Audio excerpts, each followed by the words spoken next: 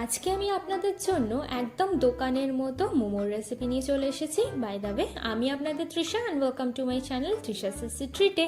আর আজকে আমি বানাচ্ছি খুব সহজ পদ্ধতিতে আর খুবই জুসি চিকেন মোমোর রেসিপি। তাহলে চলুন শুরু করা যাক। এরকম চিকেন মোমো বানানোর জন্য প্রথমেই একটা বোলের মধ্যে দেবো 2 কাপ ময়দা, স্বাদ মতো নুন, 1 চামচ মতো চিনি আর 2 চামচ মতো সাদা তেল।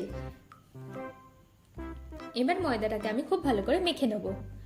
এবার এটাকে আধ ঘন্টার জন্য রেস্টে দেবো। ততক্ষণ অন্য একটা বলে দেবো 400 গ্রাম মতো চিকেন কিমা, 2টো পেঁয়াজের কুচি, একটা ক্যাপসিকামের কুচি, 3 চামচ মতো রসুন কুচি, 1 চামচ দিচ্ছি আদার কুচি, 4টে দেবো কাঁচা লঙ্কার কুচি, দেবো স্বাদ মতো নুন, 1/2 চামচ মতো চিনি, 1 চামচ দেবো গোলমরিচের গুঁড়ো, 1/2 চামচ দিচ্ছি আজিনামোটো, এটা অপশনাল, আপনারা না দিতেও পারেন। দিচ্ছি 2 চামচ মতো সাদা তেল, 1 চামচ দেবো সয়া সস।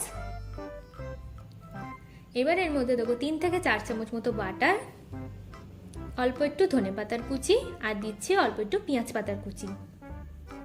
এবার এগুলোকে আমি খুব ভালো করে একসাথে মেখে নেব। দেখুন আমাদের পুরটা একদম রেডি। চলুন এবার মোমোটা বানানো যাক। তার জন্য ময়দার আমি একটা ছোট্ট লেচি কেটে নিয়েছি। এবার এটাকে আমি একদম পাতলা করে বেলে নেব।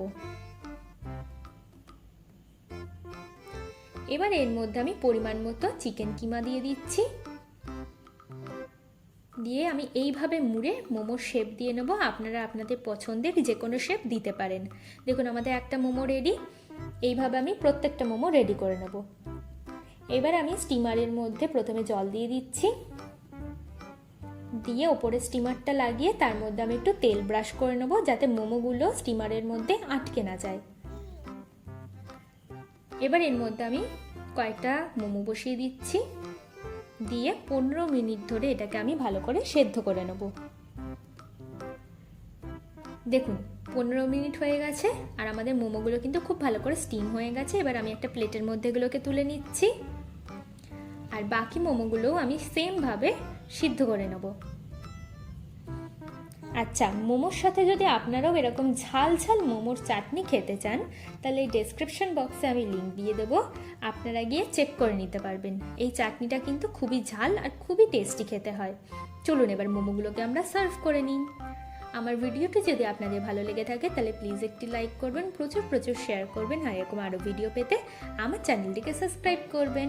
টাটা।